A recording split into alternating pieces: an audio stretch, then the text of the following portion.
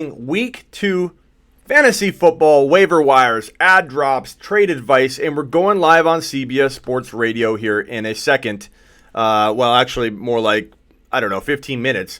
I'm going to go live early, talk with you guys, answer some questions, do some Q&A. Then we're jumping on CBS Sports Radio, a radio program I have done for over 16 years. This radio show is the longest running fantasy football radio show in the world. There's no one with a longer radio show than this show. 23 years running. The Red Zone with Russ Bliss. I joined him 16 years ago. Have been doing it ever since. And it is one of the most fun times of the year for me to get back into the swing of things here on this fantasy football radio show. 23 years running.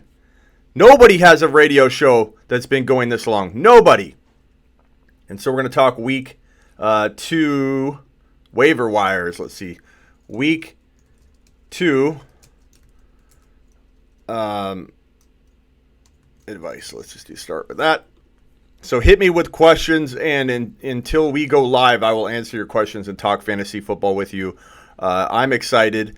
A lot of players that did mediocre. We've already, we go live all the time here on the Fantasy Football Show. So we've talked since week 1, but some of you may not have joined us. So if you have, you want to complain about how the Browns didn't do well, you want to talk about this, talk about that. Antonio Brown's going to obviously be something we talk about tonight. I know they've talked about it already in the first hour because Russ Bliss goes live for the first hour with another fantasy football analyst, Gary Davenport, who is a really good writer and fantasy football guy in the industry. He has hour 1, I have hour 2 of the CBS Sports Radio show with Russ Bliss, who does both hours. And man, he's been doing it 23 years. He's a dinosaur. I'm a mini dinosaur because I've been doing it with him for 16 straight years. So call me, Howard Stern Baba Booey. What's up, PL? All right, should you start Cobb or Njoku? You talk about Randall Cobb, I probably would go Njoku. I think he's good for a TD. Smitty, just me, or are the players getting hurt at an alarming rate? Honestly, I don't feel like it's been that way. That players have gotten hurt at a faster rate than in years past where guys have gotten hurt, and we've had guys fall left and right, like big-name running backs drop with torn ACLs in the beginning of the year, or shoulder injuries to quarterbacks like Aaron Rodgers or something like that. Where's some wood? Knock on wood. Honestly, I feel like, there have been worse years than this year, so I don't feel quite that way yet. I feel like maybe we've avoided some injuries, to be completely honest with you. We got Tyreek Hill out. Mixon's hurt. I literally only have 1 share of Tyreek Hill. I have 0 shares of Joe Mixon. Injury was one of the biggest things that I worried about with Joe Mixon. He just feels like a walking injury, a walking concern to me. Attitude, injury, offense, no A.J. Green, hurt offensive line. Joe Mixon, the moment he pops off and has a big game, I trade him if I'm you, if you own Joe Mixon. Josh Allen or Aaron Rodgers? Start Aaron Rodgers. I don't sit Aaron. I know last week would have worked out sitting him, depending on your options. And I had like Ben Roethlisberger in a few leagues.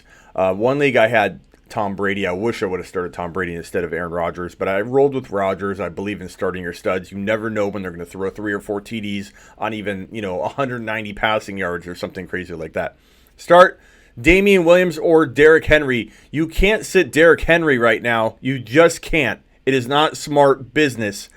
And Derrick Henry is blowing up. And Derrick Henry looks like the machine he was at the end of the year last year. On a guy you can't tackle, a guy that's going to take a 50 to 60 yard TD house quite often. You just don't sit Derrick Henry until he gets hurt or something like that. No.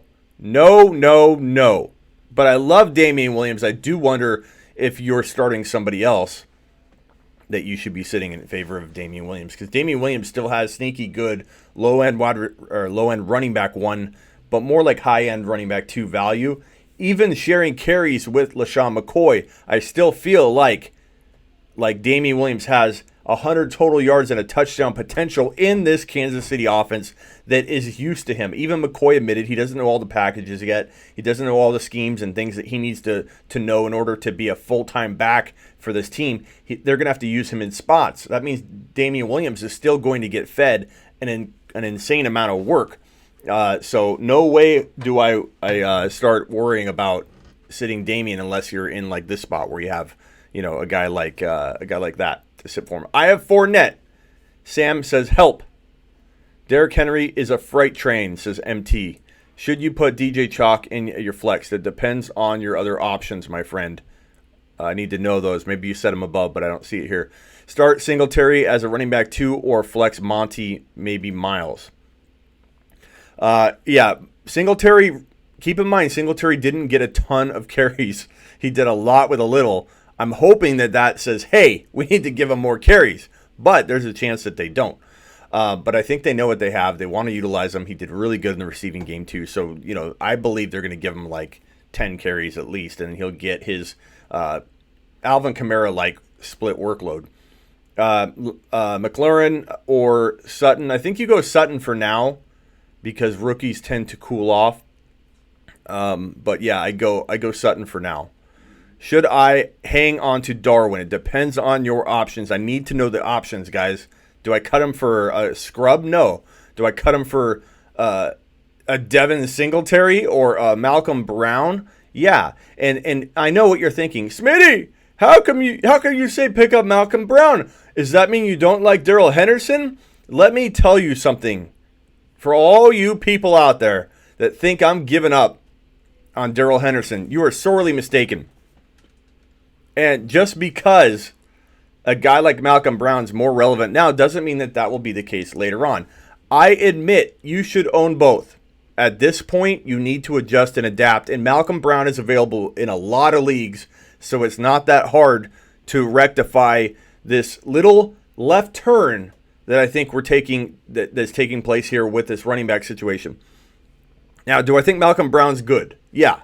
And anybody, look at C.J. Anderson, will do well in this offense. So am I sitting here going, God, I totally didn't see the talent here. I'm wrong on Malcolm Brown. No. C.J. Anderson was a fat slob that was able to become an elite running back behind this Rams offensive line. So, no. Malcolm Brown's good.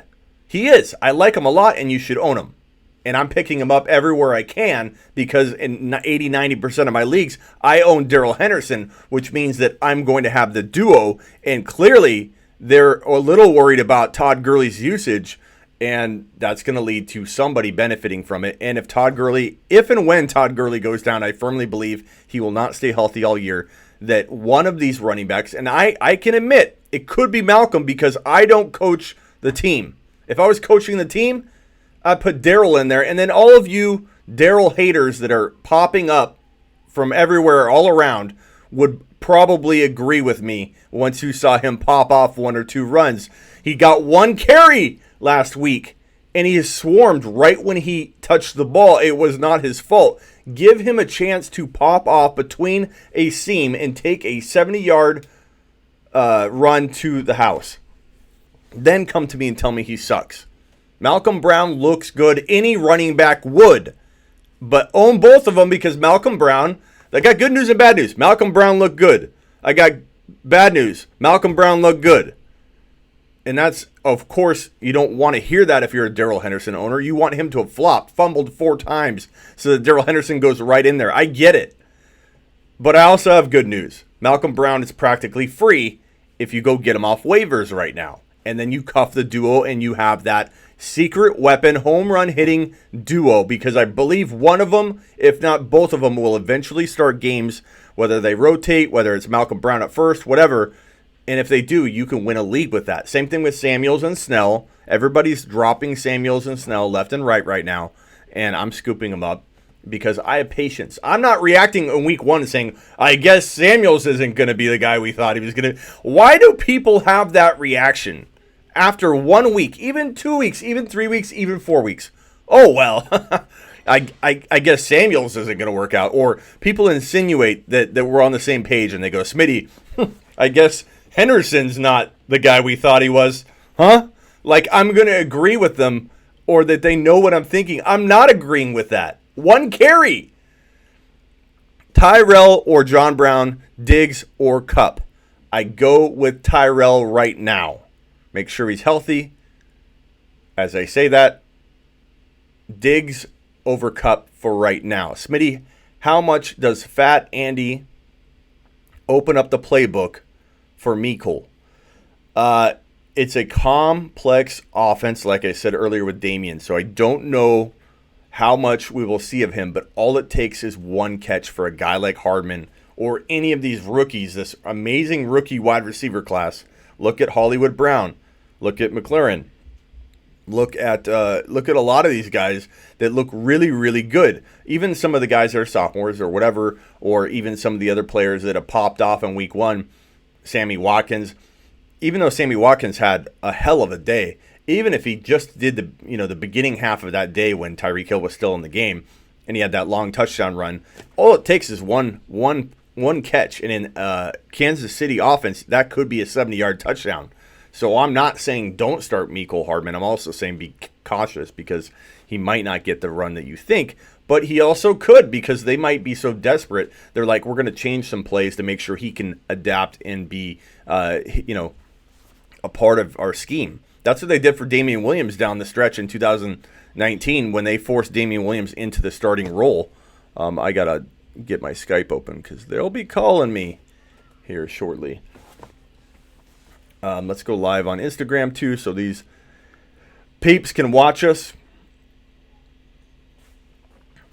But I'm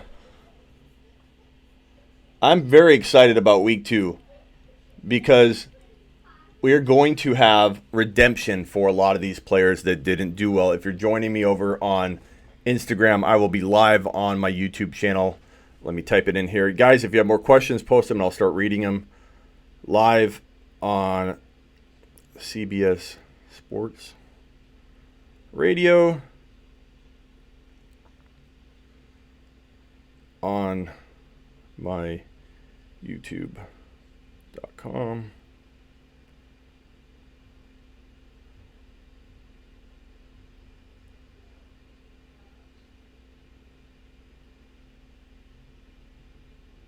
Okay, I pin this bad boy, and we'll be good.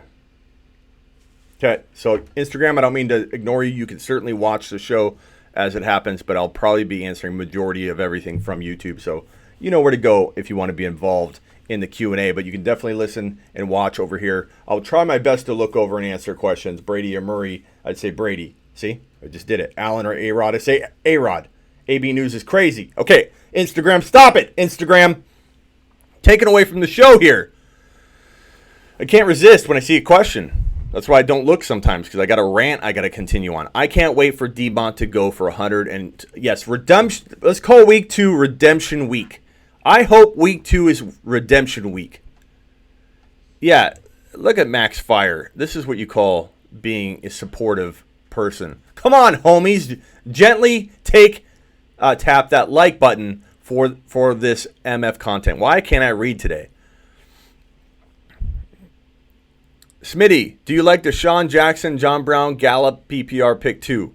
I pick Gallup and Jackson for now, but John Brown does impress me. I like him a lot. What up, Pimp? Says review that. If I missed your question, ask it again. I'm sorry, there's too many up there. I'm going to stay with what is currently on screen right now. Let's hear your thoughts on Minshew. I like Minshew. Minshew looked pretty good, Plastic. Plastic, where have you been? Where have you been, Plastic? I haven't seen you in a while. Michael will go off. Or Sony Michel will go off. He could. Please help. Titans D or Dallas D. Dallas D rest of season. You heard it here. Dallas.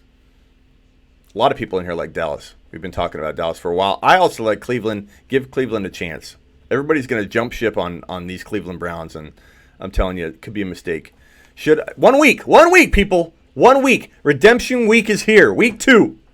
David Montgomery hopefully gets his. They've talked a little bit about easing him in.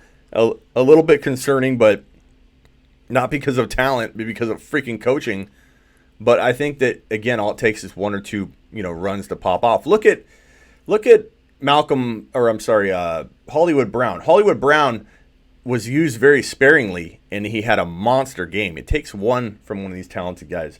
Singletary, Montgomery, Damien, start him in that order. I think I go Damien, Singletary, Monty in that order. I love Singletary. I'm starting him like in every league. You make it happen. Make him a starter for you. But don't discredit Damien. Let me just post this, that we are live on YouTube and the CBS with Russ. Or we will be. We will be. They should be calling up here any second.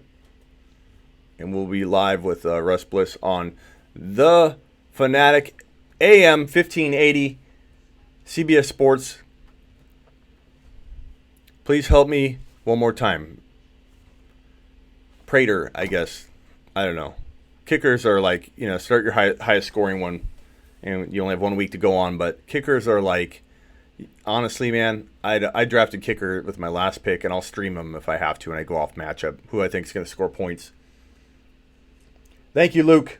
Jacob, Smitty, how do you like him Monday night? I like him. They use him good. Do I worry about him getting hurt because he's never had like a 640-plus season in college? Yeah.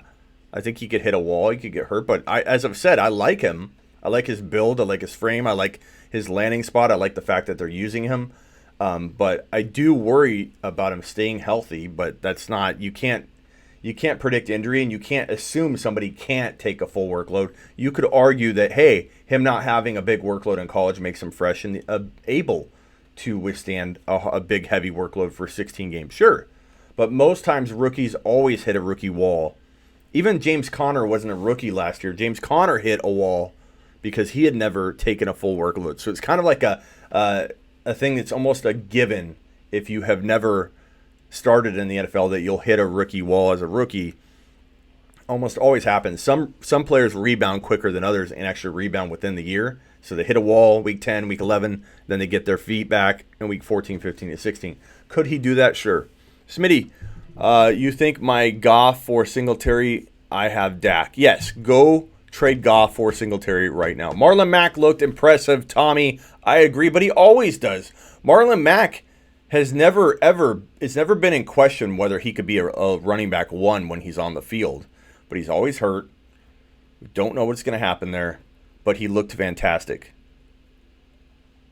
And I would look to sell him really high or keep him. I would not sell him anywhere near where you drafted him, because you drafted him in the 3rd, 4th round, whatever. Trade him really high and cash in on it on a safer player, or a player that's maybe like Chubb's doing not so well right now after 1 week. But you can maybe swap those two, and I would do that. I would swap Chubb and Mack. Absolutely. It doesn't mean I don't like Mack. It doesn't mean I don't think Mack is great if you can't sell him high. You keep him.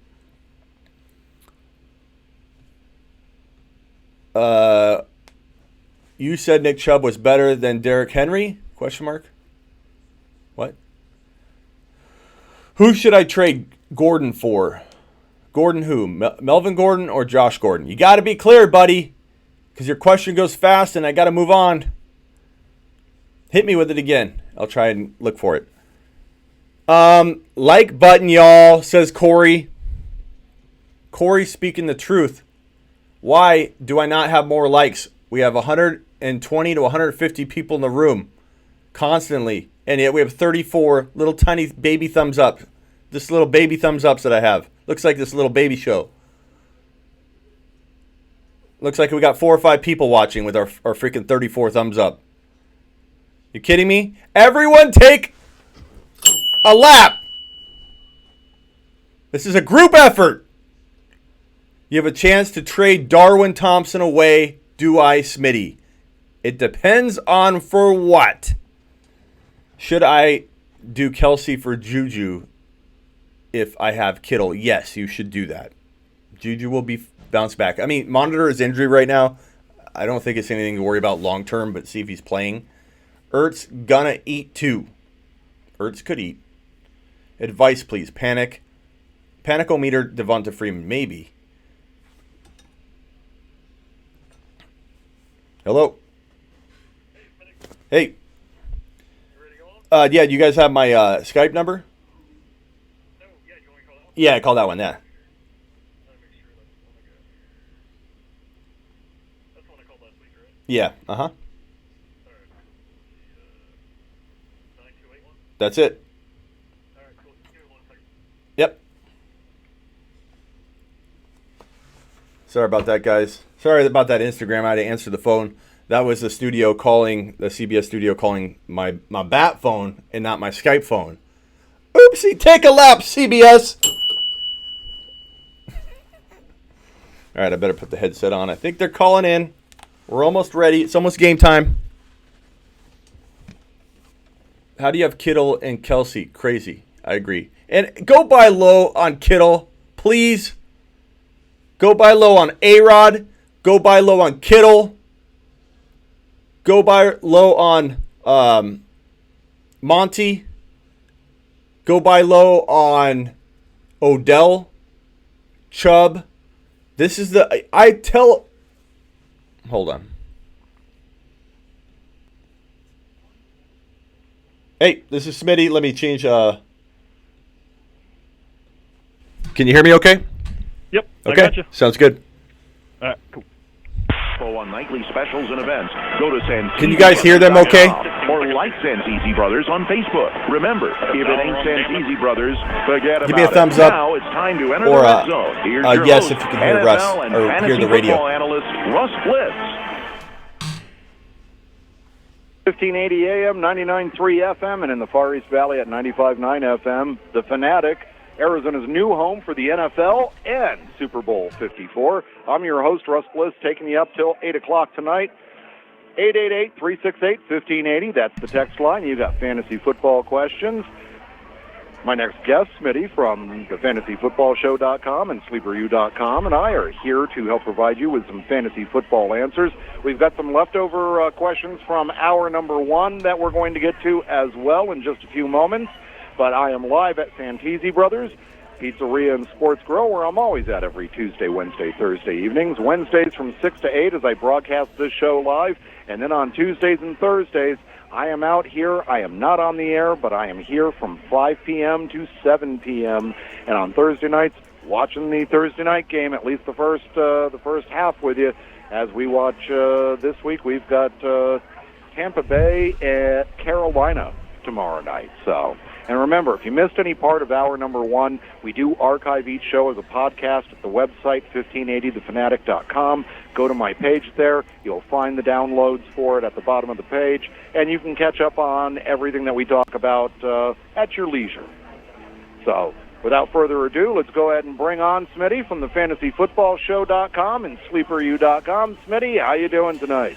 I'm good, Russ. I'm ready for we're calling here on the live. I'm live here on YouTube.com/The Fantasy Football Show. I'm live every week with you during my hour. I've got 146 people in the room now. Probably be around 200, 250 by the time we get going here. And we're calling Week 2 Redemption Week, Russ. Week 2 is going to be Redemption Week, and we're ready. Okay, you say it's going to be Redemption Week. Who's going to redeem themselves after coming out in week number 1 and just totally laying an egg? You know, there are a lot of players that laid eggs, but I think there was a lot of players did well as you know, and on some of my teams, I had some really good weeks. I had a couple weeks where, I crapped the bed, I'm like a lot of people, but that's because I was banking on Baker Mayfield, Nick Chubb, Odell Beckham Jr., Aaron Rodgers. Even with the bad matchup, it's hard to sit your studs. We talked about that last show. But, I think that there are going to be a lot of people returning to form like Nick Chubb and those Browns. I think that they will look really good in week 2. I think this could have been a really good thing for them. Jostle their thinking and the way that they thought they were just going to come out and be this team. I kind of heard Gary and you talking about it earlier, and I like the way he put it, that this could be the best thing for them. Just kind of rattle them and let them realize, hey, we need to focus, and nothing's going to be handed to us just because we got a lot of talent on this roster. But David Montgomery, even though they still might use him sparingly at times, I think that they will unleash him here and there.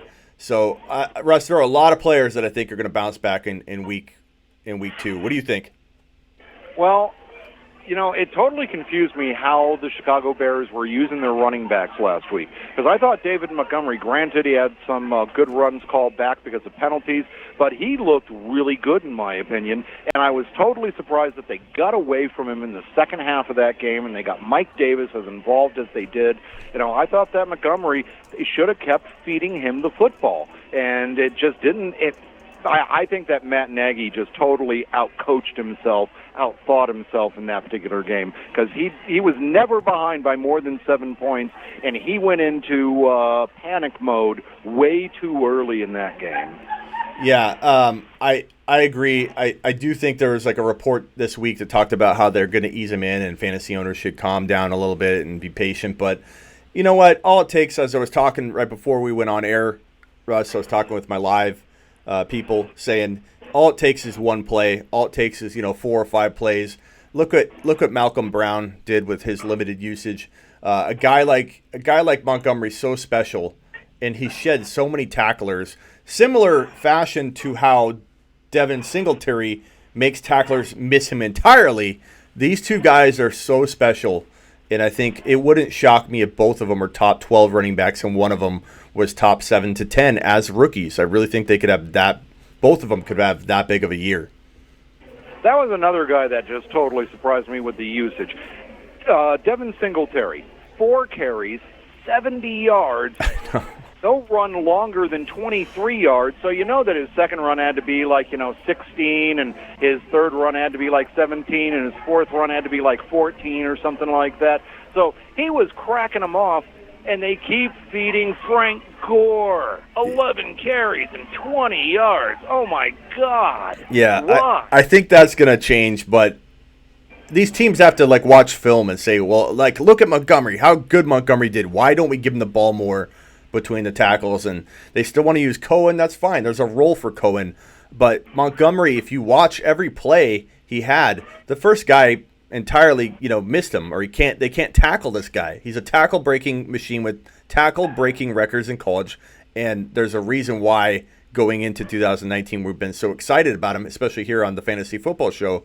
But Devin Singletary, Russ, he's been in my top 3 or 4 pretty much the entire offseason, and there was one point in early January and February where I actually had him ranked number 1 for all running backs. I've been so excited about Devin Singletary. He reminds me of an Alvin Kamara, Frank Gore, Alvin Kamara, Marshall Faulk type little guy, and people worried about his size. He makes people look like fools on the field, and he's going to break ankles in week 2. I can't wait for him to take one into the end zone, and I think it's going to be this week. Now, who surprised you in week number 1, and who disappointed you in week number 1? Who were your big surprises? Who were your big disappointments? The Green Bay Packers disappointed me. I knew it was a tough matchup, but I still expected a little bit more out of Aaron Rodgers. But it's week 1. It's 1 week. I've repeated myself, Russ. I'm sure you remember this. I know you're only doing the radio show now, but I'm sure you remember the repeated statements that you had to make after week 1 and week 2 every year, where you're like, okay, I've already answered this question. Maybe I cut and paste this answer because I've been talking about David Montgomery over and over and over all week. So he clearly disappointed me as well. The Browns disappointed me. I was really shocked about Hollywood Brown having as big a game as he had. I was even shocked, I'm sure we all were, that Sammy Watkins was as big as he was, but we didn't know that Hill would go down. But even before Hill went down, he had that one touchdown catch. And I owned him in a couple of leagues, Russ. And we went on here on a live earlier, and somebody traded Antonio Brown for him, and the whole live went crazy. This is right after Antonio Brown got traded or signed with the Patriots. So everyone's like, you traded Antonio Brown for Watkins? And that guy cleaned up because Watkins had the career game of his life. And I'd love to talk about Antonio Brown for a little bit. I know you already addressed it, but I think you can't escape not talking about that with me for a little bit. It was my next question was, okay. Since you were leading into Antonio Brown, is it my imagination, or is he just imploding before our very eyes? I mean, I seem to remember Antonio Brown early on in his career was the model wide receiver. He was the guy that you wanted on your team. He was quiet. He went out there. He did his job. He put up great numbers. And then somehow in the last 3 years, he has just become a head case. He has become worse than Chad Ochocinco ever was. Am I the only one, Russ, talking about his helmet? That his helmet, is this why the NFL wants to replace helmets like his? Is there a head issue? He suffered a huge concussion not too many years ago, and maybe we haven't seen the ramifications of that like the Steelers did in the locker room, which is why they wanted him out. And when they wanted him gone, it wasn't all that clear to us from the outside that this guy was problematic to the core. And now we know and we get a sense of what they may have been dealing with behind closed doors as this guy unraveled and got worse. But, Russ, is it to do with his head injuries? Is it to do with that he's stretched this Pop Warner helmet out over the last, couple decades to fit his head, and maybe his head hasn't been all that protected? I wonder why no one's talking about CTE and head injuries. I know on Twitter they talk about everything, so I know that the Twitter world has addressed this in one way or another, but I haven't heard a lot of analysts talk about guys he needs help. It's all negative about his the decisions that he's making, and then everybody's expecting now that he lands in New England that everything's going to be good. And I kept saying, Russ, if you think this roller coaster ride is over, you are joking yourself. And even if he escapes this somehow, Russ, what's next? What is the next thing that happens? Because if you think that if he escapes this, everything's going to be smooth sailing, you're also crazy. Well, so something that Carson Palmer said on the Jim Rome show yesterday before the news about the sexual allegations broke was that he wasn't sure whether or not Antonio Brown's style was going to fit in the Patriots' offense because Antonio Brown, Ben Roethlisberger has escapability in the pocket, makes people miss, avoids getting sacked because he's so big and strong, and that allows the wide receivers to freelance down the field. That's not the case in New England. That offense is predicated on timing and precision, running the correct routes, and Tom Brady puts it in there because Tom Brady does not escape a lot of pressures usually. So, what's your take on the mix of Antonio Brown with the New England Patriots? If we were going to get the Antonio Brown that we have seen in the past, then I would say he would figure out a way. And we just, we've only seen Antonio Brown in one offense, so who's to say he couldn't adapt to any offense, you know what I mean? But I don't think he's the same player. I don't think he's the same human being. I don't think he's the same athlete. And I don't think that even if he gets on the field, and I could be wrong, Russ, he could go off and have, 150 yards and 3 touchdowns in week 2. But I have a feeling that maybe, Russ, we've got a lot of time.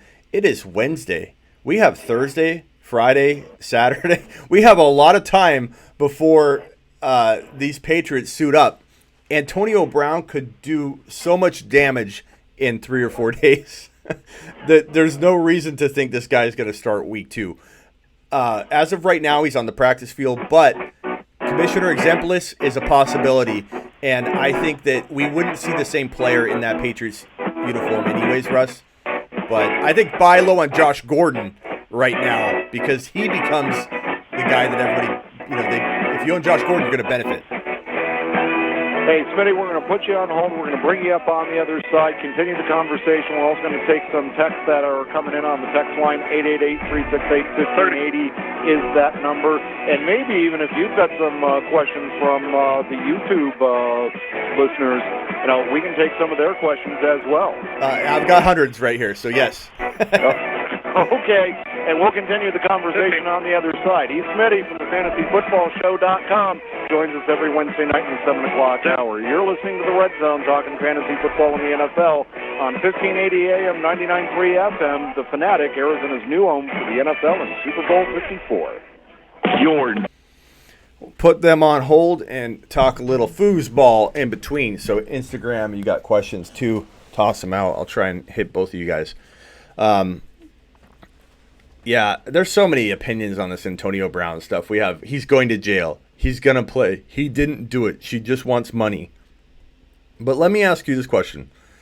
When you play the NFL for a fool, you play the Raiders for a fool, you play fantasy football worlds for a fool, you manipulate your situation, and we know he did. Whether he meant to in the beginning, whether he figured out a plan of attack after he burned his feet off. I don't know. But people forget the beginning of this did not start. Thank you, Larry. Larry says thumbs up. If you can, subscribe if you haven't, because this show is going to do this every Wednesday night. Not to mention I go live all the time throughout the week and provide content all week long. Hit the thumbs up as well. But people forget that Antonio Brown, this whole thing started when he refused to go to the Buffalo Bills when the Steelers traded him to the Bills. People forget that was the beginning of the debacle. Posner, thank you for the super chat, buddy. You are the man. The man. And thank you, Big Timer. I saw yours. I couldn't talk during the show, but I put a message up on screen. I hope you saw it. Posner with the $4.99 super chat, buddy. I have Moncrief as my wide receiver 3. DJ Moore, Curtis Samuel, Anthony Miller, James Washington on waivers. Do I stick with Moncrief or do I drop one for one of those guys? I pick up Curtis Samuel. DJ Moore. Probably. What do you guys think? DJ Moore or Samuel instead of Moncrief? I don't like Moncrief. He could go off this week. Who knows? But I think you're safer going with either DJ Moore or Samuel. I'm venturing that our crowd here is going to say DJ Moore, but I would definitely drop him for one of those two wide receivers, Curtis Samuel or Moore. I appreciate it, Posner. So look for the response. I'm going to say DJ Moore for now until Samuels proves himself. Smitty, Duke Johnson, DJ Moore, or Singletary. Singletary by quite a bit. Anything can happen, but Singletary. More. PL, Orion, Alex, Jason, Big Timer, Steven, Casual, all say Moore. You have like 10, 11 Moores in a row. DJ Moore. I like Samuel, but we need to let Samuel prove it before we starting him, I think, over DJ Moore for now. Facebook has already paid EB. Join the Army National Guard and be there. Just making sure we didn't miss. He is a beast. DJ Moore, Calvin Ridley, or Hollywood Brown. Go Calvin Ridley. I'm still a believer. I'm not going to... I like Hollywood Brown. Not a bad start. You wouldn't be crazy to go Hollywood, but I'm going Ridley. I'm not giving up after 1 week. He's a top 15 wide receiver. Gallup, Tyrell Williams, John Brown, D-Jax, rank them in order. I go Tyrell, Gallup, D-Jax, maybe. John Brown. That's a tough one. I feel like if you asked me that question in 15 minutes, 7-4, 56-69. I'll give you a different answer in 15 minutes because that's like a coin toss of 4 guys. Larry Brown, or you say Williams. How are you on Sanders? How high are you on Sanders? I'm not real high, Brandon, only because I feel like they've historically not used one running back, but it depends on the value. Like there were places where I drafted Sanders and I thought maybe he'd be a good grab.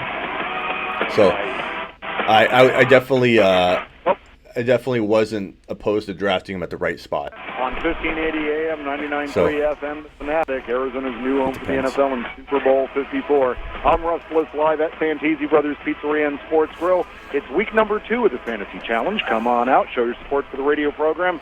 Play the free Fantasy Challenge. It's real easy to play.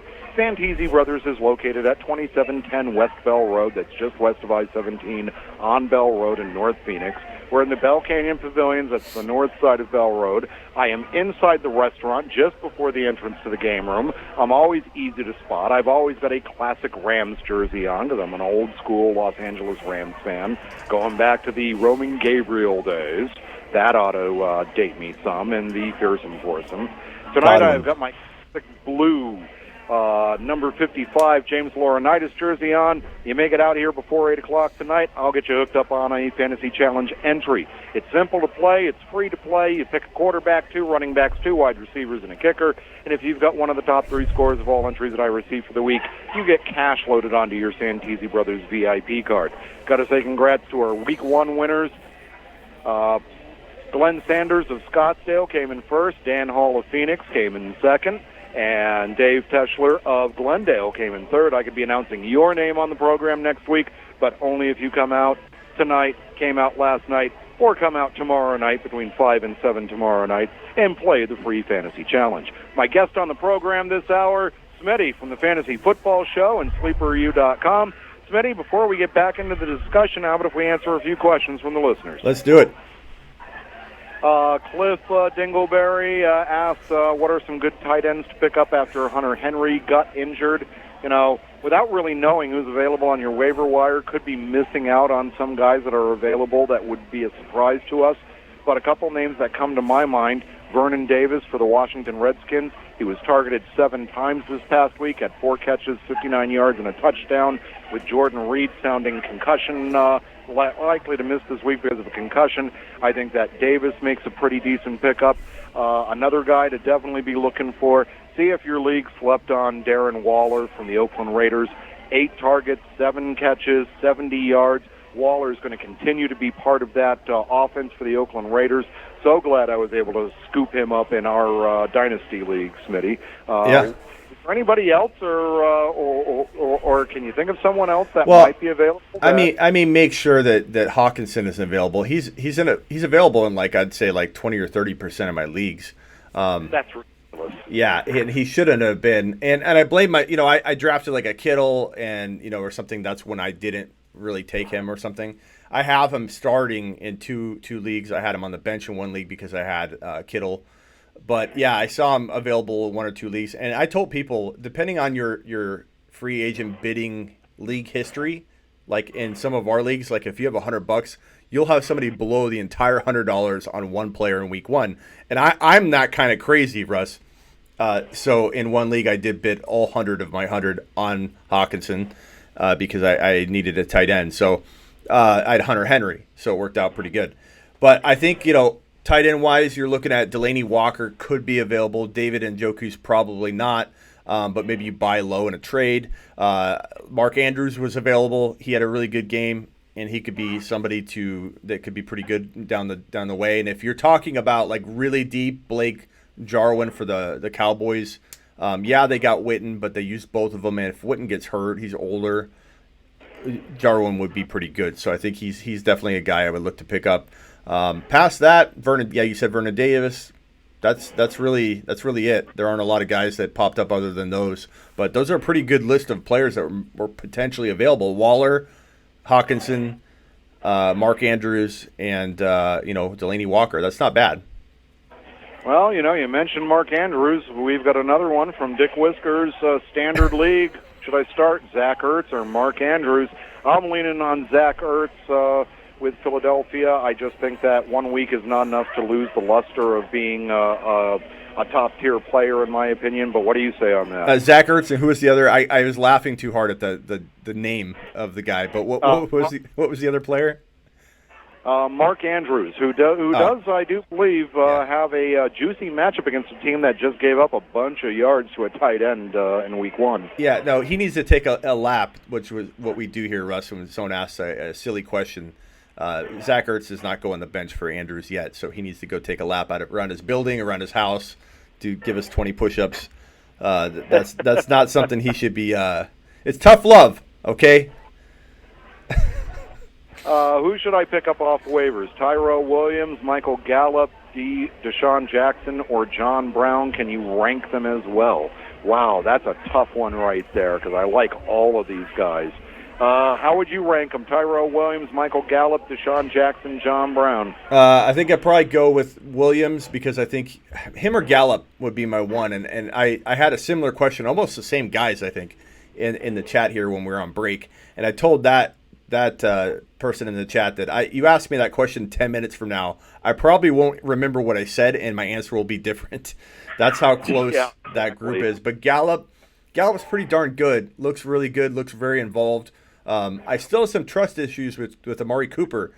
So, it's not impossible to think that down the way in the season that something happens to Cooper or, he disappoints. But I think that Tyrell Williams has a real potential to sneak up on some people and be a really good wide receiver at Week 16's end. I'm torn between those two. John Brown I like, but he's I think a little bit of a tier below those guys, like one tier below.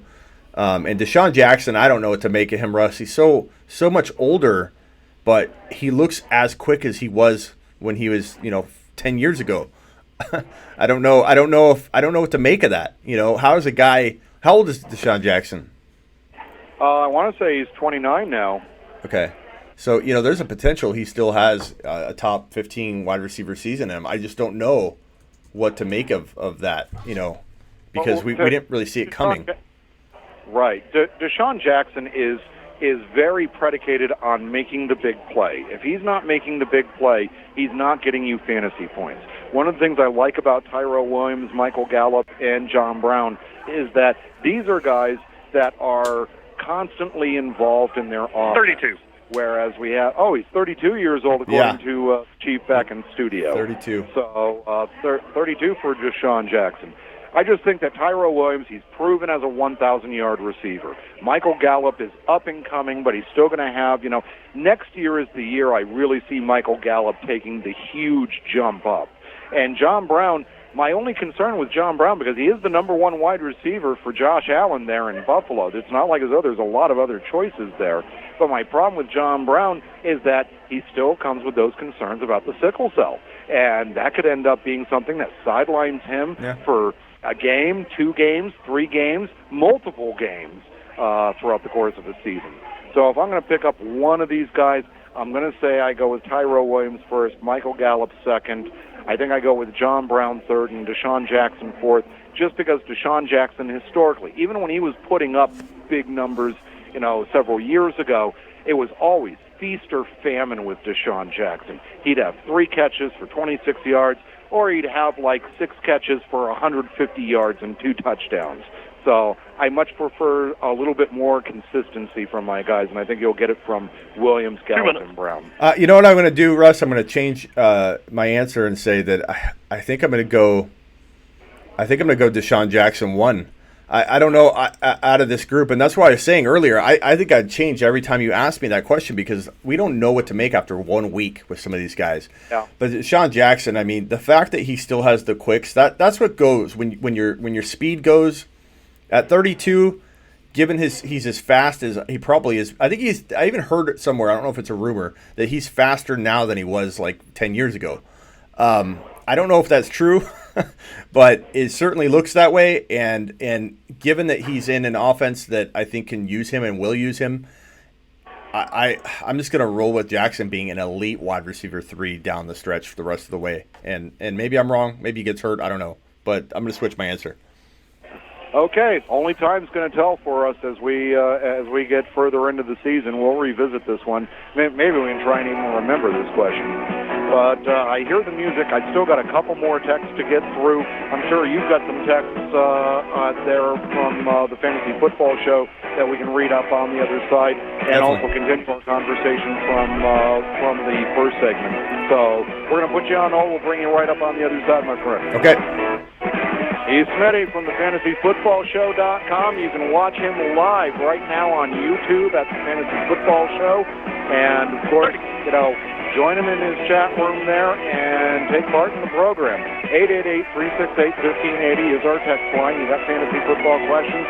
Smitty and I are here to provide you with some conflicting fantasy football answers, because that's something that just always happens. We're going to step aside. We'll be right back. It's the Red Zone talking fantasy football in the NFL on 1580 AM, 99.3 FM, the Fanatic, Arizona's new home for the NFL and Super Bowl 54. All right, put them on hold while we can talk a little bit fantasy football, fantasy foosball.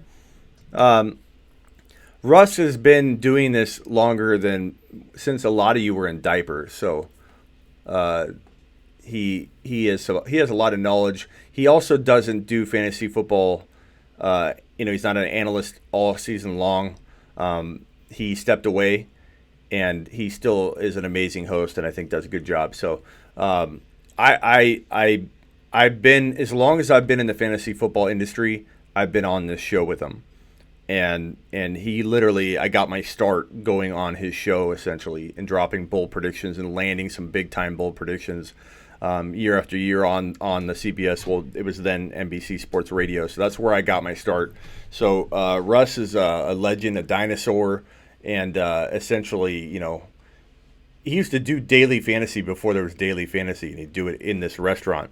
with the sheets, and he'd tally it all on paper. So he essentially, you could argue, helped create daily fantasy sports. So he is a legend and the man. John says, thanks for your help on Sleeper U. No problem. Howard, D-Jacks for Rodgers. Depends if you need a QB. You have Hawk on the bench, then I do it. I go get Aaron Rodgers if that's what you're talking about and you need Hawk on the bench. QB market is tight. I would do it. I'll put Hawk in your lineup and get Rodgers in your lineup. It's freaking great. Hawk train. Hawk train. Hawk train. All right. Instagram. I'll leave you up for just a few more minutes. Drop Chris Thomas or McLaurin.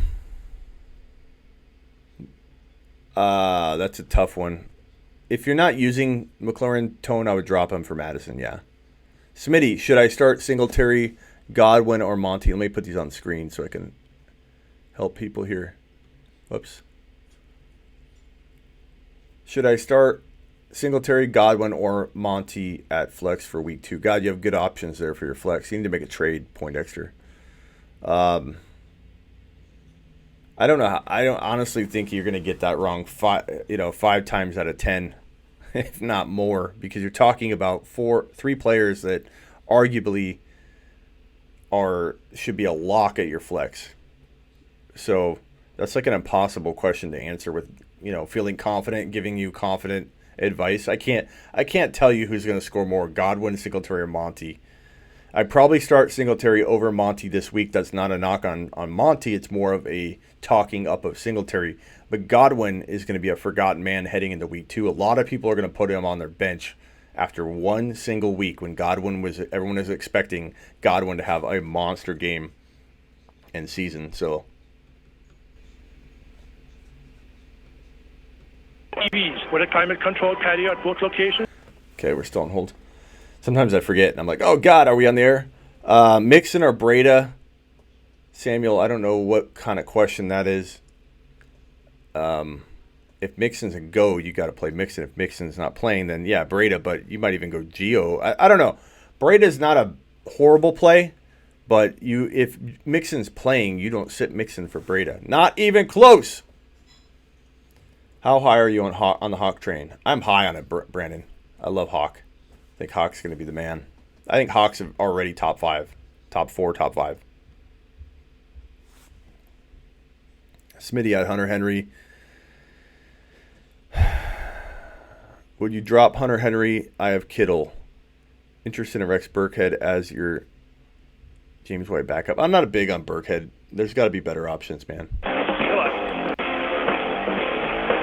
Welcome. 99.3 FM, the Fanatic, Arizona's new home for the NFL.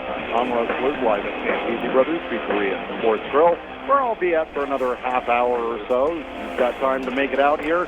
2710 West Bell Get in over to Road. YouTube.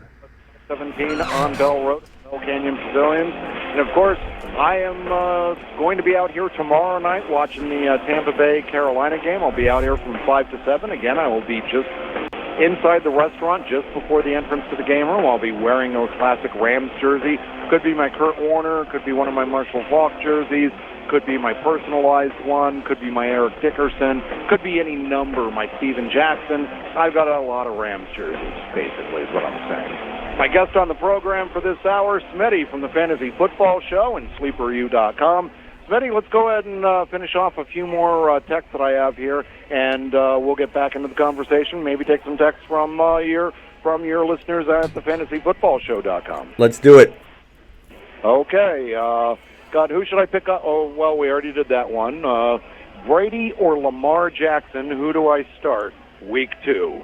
Wow. You know what? I'm not buying into Lamar Jackson that much. I love his matchup this week against the Cardinals. But Tom Brady gets the hapless, hopeless, helpless Miami Dolphins.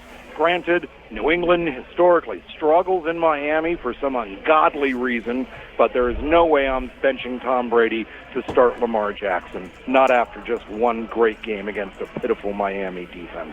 Yeah, this is not even a close call. We just saw what happened in my with the Miami Dolphins defense. Anybody starting in Miami against Miami needs to be in your lineup. In fact, if you have like one of the last starting QBs and you're god awful at QB in fantasy, you might want to pick up Jared Stidham, the backup quarterback for the Patriots, and start him this week. He might get in there in the fourth quarter and light up the Dolphins. I'm kind of joking, Russ, but honestly, this I know you're kind of joking, but at the same time, it's very plausible. Oh yeah, I'm thinking Josh Gordon has a huge game. I still believe we have a really good chance. We'll call it 50-50 just to be safe and not get too overzealous about this. But I think that AB doesn't play this week. I'm leaning 50-50 on that. And Josh Gordon's going to eat a ton. I think Edelman will be back in the mix. And this whole team's going to eat. It's going to be a TD fest in Miami. Although, whenever you bank on that, then the running game's the one that scores 5 touchdowns. So I think you just start all Patriots to be safe. Well, that leads me into the next text that I have here. They're asking James White or Devonta Freeman. And in my opinion, while James White has got the far superior matchup, you are playing Russian roulette if you start a Patriots running back. Week 1 proved that. Rex Burkhead was the best Patriots running back in week number 1. Sony Michel got the most carries, but Sony Michel had a horrible week in week 1. James White can be hot, can be not. You know, Devonta Freeman didn't exactly do much last week, but Atlanta didn't do much last week as a team on the whole. This week they're home against Philadelphia. Devonta Freeman, you know, just the safer pick in my opinion. What would you do, though, James White or Devonta Freeman? I think I'm going to roll with that Miami defense as the thing that pushes me over the edge. And the fact that White still got 7 targets in the receiving game, 5 receptions for 56 yards, the 26 rushing. I mean, that's a pretty decent bad game.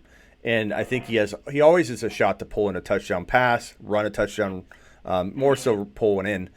And I like Freeman, but Freeman disappointed in a big way, and we kind of feared that. Is that just the writing on the wall that he's not going to ever return to form? I don't know. I'm almost willing to say that the matchup doesn't always push me in one direction or the other, but I'm going to let the matchup decide for me in this one, because I said as the Dolphins were getting slaughtered, who plays the Dolphins in week 2? I'm starting anybody that's playing the Dolphins in week 2, and it's the Patriots. So, okay, got one last one here: Stefon Diggs or Tyler Boyd in a half-point PPR. We got to know if Diggs is going to be full strength and everything, but I think I'd probably go with Boyd at the moment. And I don't use week 1 as everyone's freaking out about Boyd. They're freaking out about Godwin. There are a lot of receivers that were in that middle range, Ridley, that were supposed to take that next step. And I think everybody's going to have these knee-jerk reactions and sit these guys, and they're all going to do really well in week 2. So I'm going to go with Boyd, and I'm going to assume that he has the kind of week we were hoping he'd have in week 1 in week 2.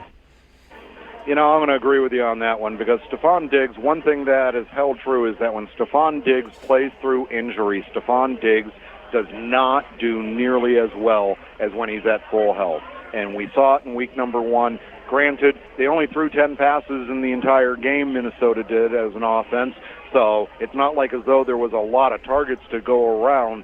But Tyler Boyd was very well targeted, often in Cincinnati by Andy Dalton, and I think that's going to continue as they host the San Francisco 49ers. I got a question here, Russ, from somebody that's a pretty darn good one.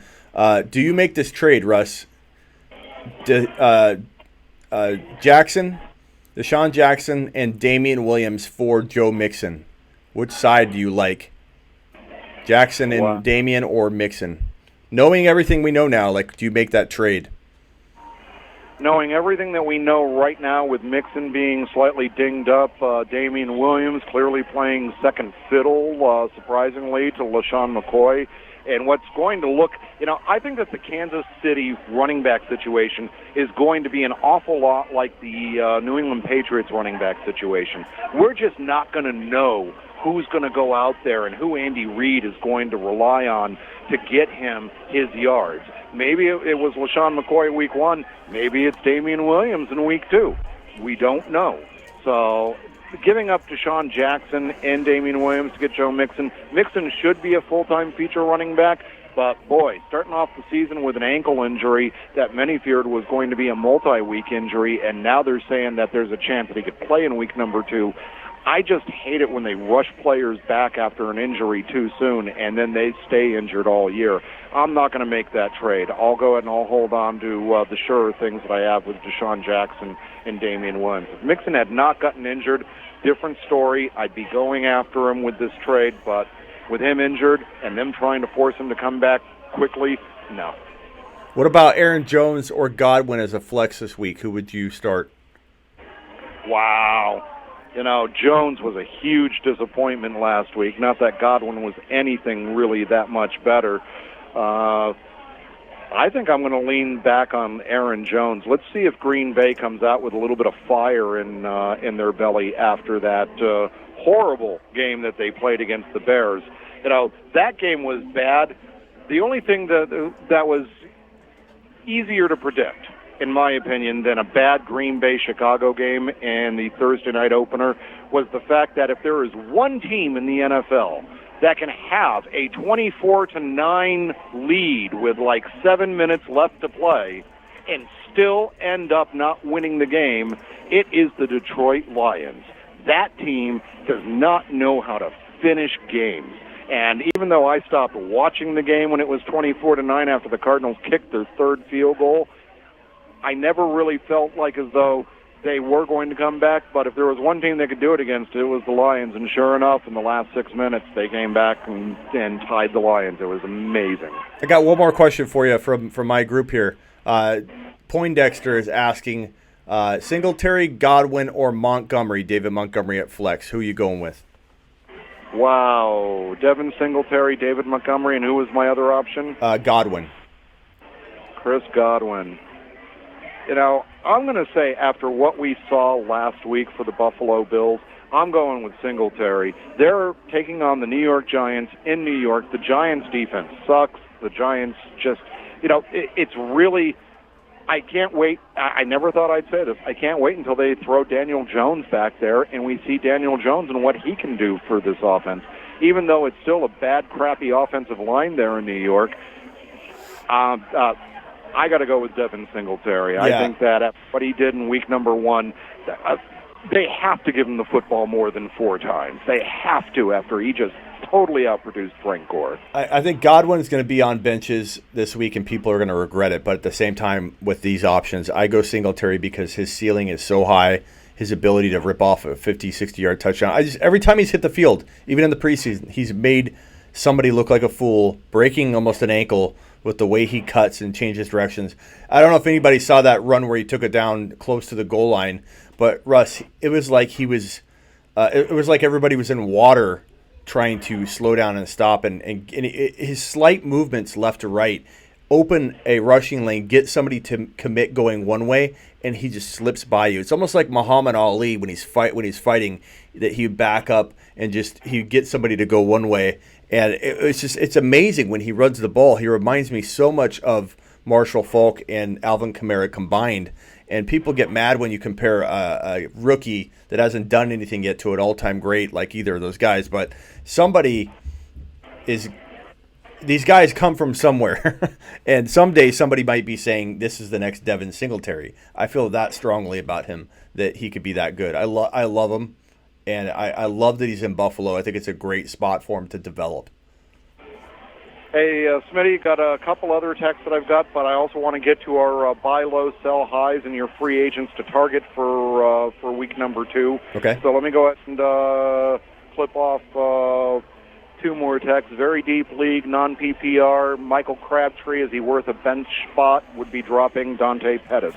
I say no. Pettis is practically his team's number 1 wide receiver. It's just that one bad week is not going to sour me on Pettis and make me go after Michael Crabtree. I think with Christian Kirk, DeSean Jackson, and Larry Fitzgerald, it's going to be hard for Crabtree to have any fantasy value, in my opinion. Agree or disagree? Yeah. I mean, that's a no-brainer. Pettis may not be a great play every week, but he's definitely in a better spot than that. Yeah. And then finally, Malibu 26 says Belichick has ties with Miami coaching staff. He'll call off the Dogs when they get up by 24. Brady only throws 18 times. Totally disagree with you.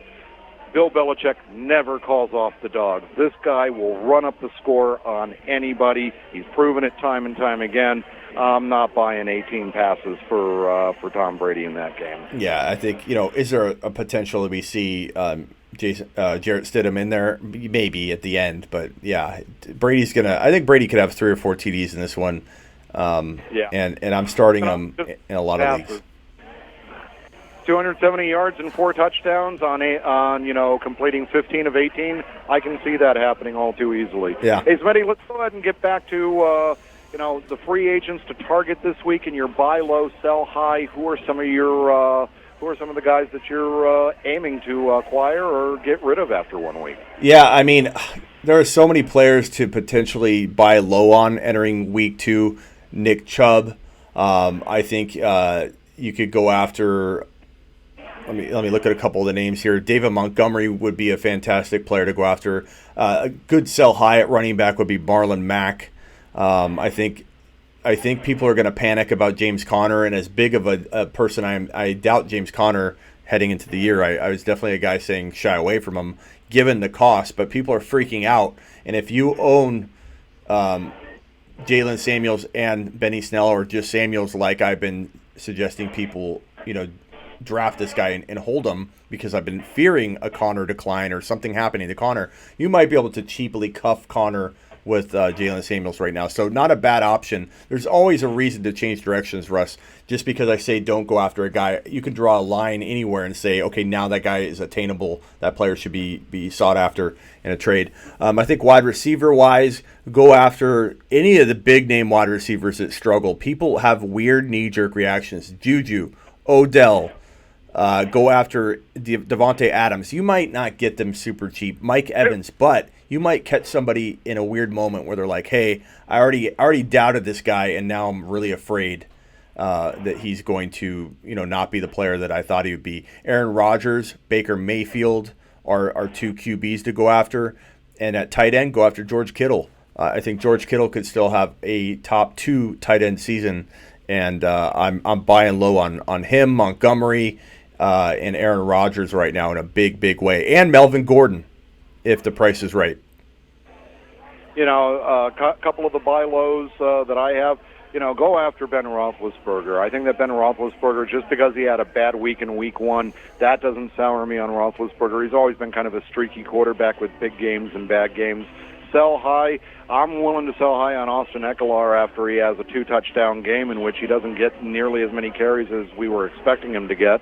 And we do know that Melvin Gordon will be coming back eventually. And, buy low on guys like Kerryon Johnson and Aaron Jones, in my opinion. After their stinker games in week number 1, it might be a surprise with how little you have to give up for them. Smitty, that's all the time we have for this week. Really appreciate you joining me on the program.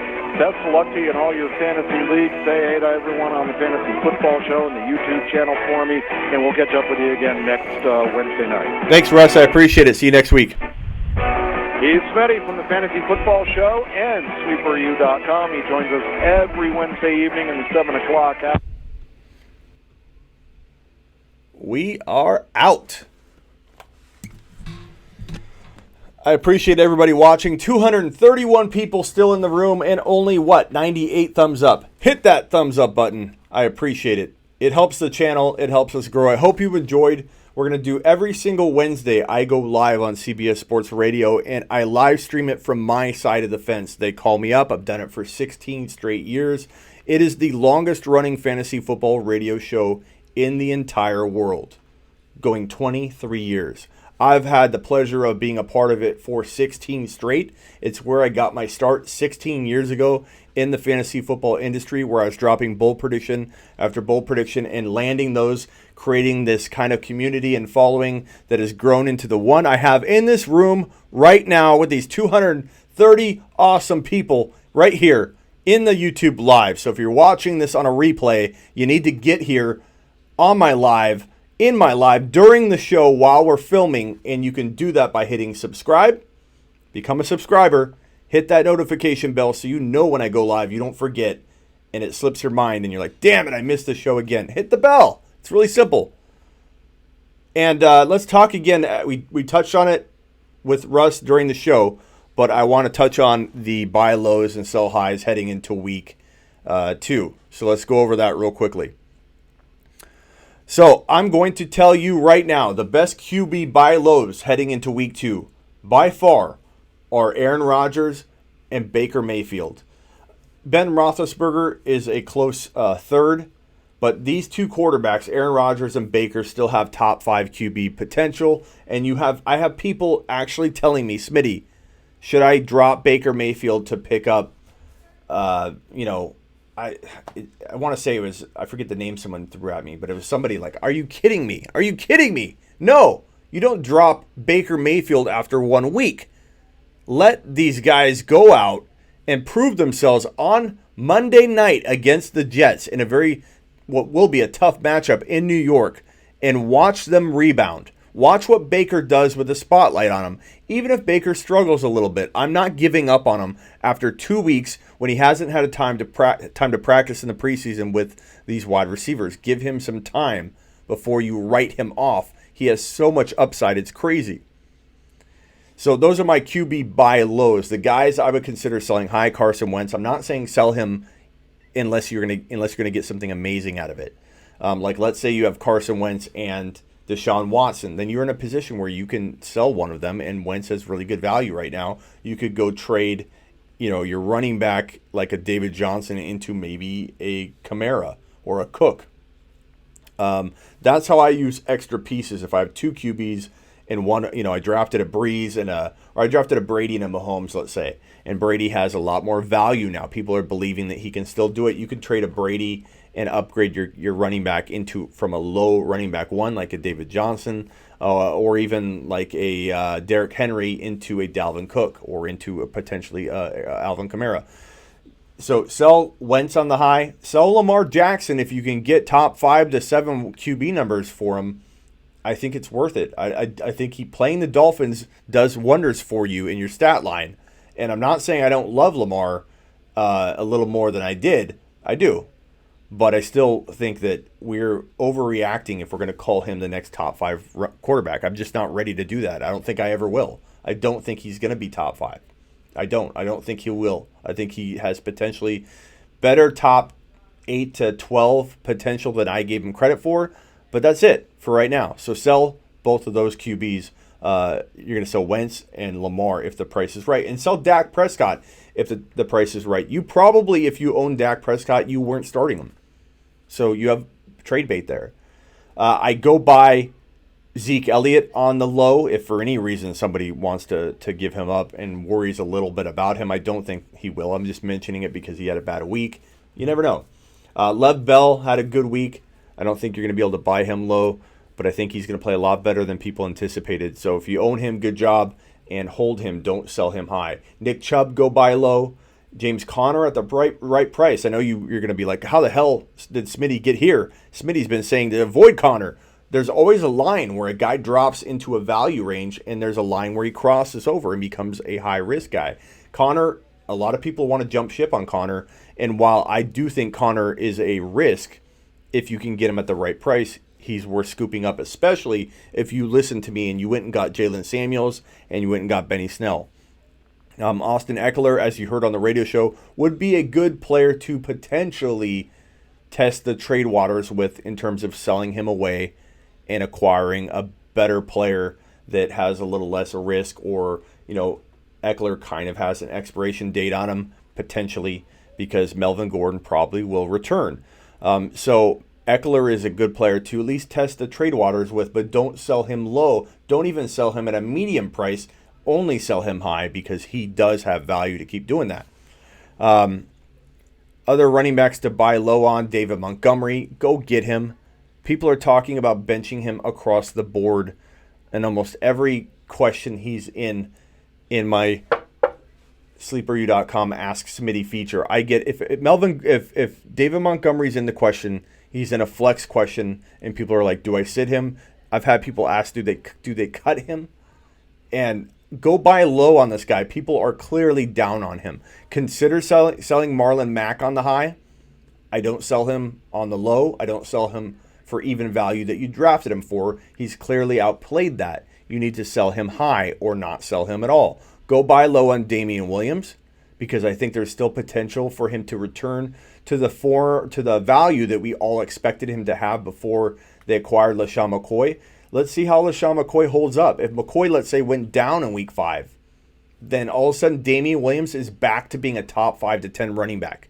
And then Darwin Thompson's back to being everybody's favorite handcuff or stash and must-own handcuff for those that own Darwin Thompson. If you are Damien Williams, if you own Damien Williams, you must own Darwin, because they are a duo, and if something happens to McCoy, and something's more likely to happen to McCoy than either of the other two because he's older, then you have yourself what people were paying top 15 to 18 overall value for. Don't forget that you're 1 degree away from Damien Williams returning to that value. I just feel like he's one of the better buys in fantasy, period.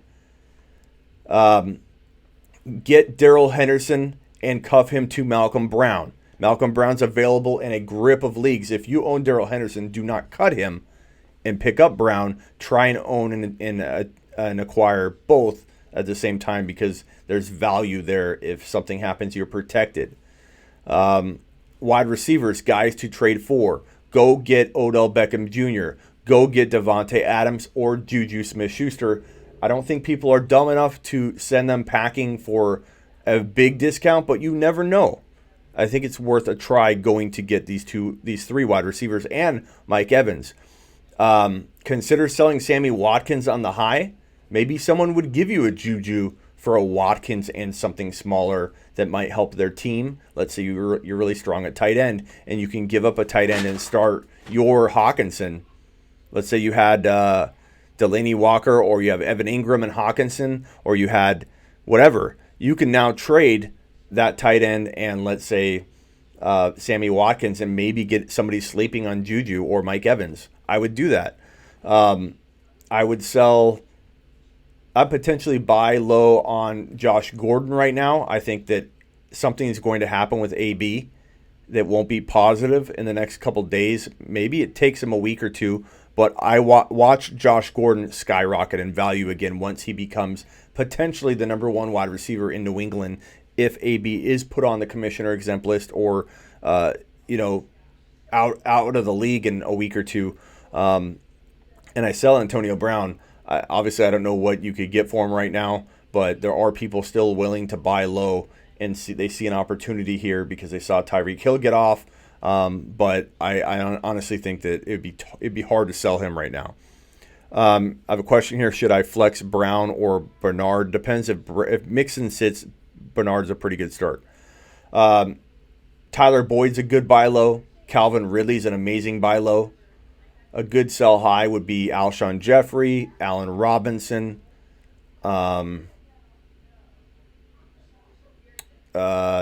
I would say, any of the rookies that have popped off, like Hollywood Brown. If you could sell him high, I would consider it. And at tight end, go after George Kittle. Make sure Hawkinson's not on waivers. Go get him. And even poke around and see what his trade value is. I like Hawkinson as a top 4, top 5 tight end in 2019. He's going to be a beast out of the gate, or he already is, a beast in the early part of the season. From day one, he's going to continue to, I think, be utilized the way he was. So week 2 is going to be a big week for him too. AB is done, says Kyle. I kind of agree with you. I go buy low on David Njoku if people are still thinking he can't be a top 5 or 6 tight end. And I sell high on there's not a lot of tight ends you can really sell high on. The only thing I could think of is if you own like a Delaney Walker and you had him on as your second tight end, maybe sell him in something before he gets hurt. He already is hurt. But that's my buy low, sell high grip of players for week 2. So learn about it, sleeperu.com. Get on over to it. We'll ring the bell for you. If you're new, subscribe to youtube.com/The Fantasy Football Show. Know that every Wednesday night I broadcast live here on my YouTube channel, youtube.com/The Fantasy Football Show, that CBS Sports radio show you just watched me do. It's an hour long. I've been doing it for 16 straight years. 16 straight years on CBS Sports Radio and NBC. We switched back and forth between NBC Sports Radio and CBS. but 16 straight years I've done that, and I do it every Wednesday night at 10 p.m. Eastern. Hit the notification bell so you don't miss that weekly show. It's such a good show. It's a heavy dose of everything. Injuries, trade advice, waiver wire guys, questions from you guys. It's freaking fantastic. Dynasty League stuff is coming. I'm going to be the king of Dynasty League content for all of you. The king. And I'm going to do it right now, heading into weeks 2, 3, 4. You're going to get so much Dynasty content from me. These other people aren't going to stand a chance because all they're talking about is redraft. We're going to hit Dynasty, and we're going to hit it hard. So get ready for the Dynasty content. And I do have to tell you guys, if you like daily fantasy, make sure you go here to this link, mkf.win/Smitty. Monkey Knife Fight is one of the best ways, if not the best way, period, right now to play daily fantasy, in my opinion. And if you go to this link, mkf.win/Smitty, and you send me a screenshot of your deposit of 10 or more bucks into a Monkey Knife Fight account that's brand new, you send me a screenshot, and I will give you a free lineup and trade assessment, and I'm going to pick 5 people, if not more, depending on the overwhelming response I get from this. 5 people that I will call. So send me a phone number and your screenshot of 10 or more bucks, and I will give you a phone call and talk to you about your team and trade ideas and all that. If you go to Monkey Knife Fight, you got to go to this URL. You can't do it through another link. mkf.win/Smitty. $10 depositors will enter in the top. I'll pick 5 people from those depositors, and I'll give you a phone call. Include your email with the screenshot, and I will call you and talk about fantasy football with you, you and me, or relationship advice, whatever you want to talk about. I'm going to talk about it with you. Monkey Knife Fight, mkf.win/Smitty. The best way to play DFS, period. I'm so excited to work with them this year, really. Keep Singletary. Yeah, never sit Zeke. Come on. Never sit Zeke. Thank you so much. It was a great show as always. Subscribe, go to sleeperu.com if you haven't already. Best fantasy football info in the biz. And YouTube, you can go to thefantasyfootballshow.com at any time. It redirects you to the YouTube show if you ever get lost and you need to find your way back to your home. Just go to thefantasyfootballshow.com and it goes right to this channel. Right to it. It's magic. Later, Antonio Brown, I got a bad feeling that he won't play week 2. We've got a lot of time before Antonio Brown suits up for week 2. If you think that we're out of the woods, even if, let's say, they say we're going to address this next week or nothing's going to come out of this, or let's say he even escaped the whole thing, whatever. If you think that Antonio Brown can't cause some trouble between now and kickoff for week 2, all on his own, something entirely separate from this situation. If you think he's out of the clear and he's going to suit up in week 2 without hesitation, without worry, I think you have another thing coming. I'm glad I have no shares of Antonio Brown. It's just watching him implode. But if you have him and you have some trade, you need some trade ideas, sleeperu.com. I have a one-on-one Ask Smitty feature that comes with it. And I'll give you a coupon code if you want. Enter promo code IG20 and get 20% off. I will put that up right now. It's a limited usage. So promo code for Sleeper U, IG20. Enter that code right now at Sleeper U and get 20% off. And you get one-on-one advice for that. So you can email me and say, Smitty, do I trade Antonio Brown for this? Do I trade for Aaron Rodgers and give up this? I will help you dominate your league and help you get your team back on track. SleeperU.com, IG20. Enter that code and get some. See you later.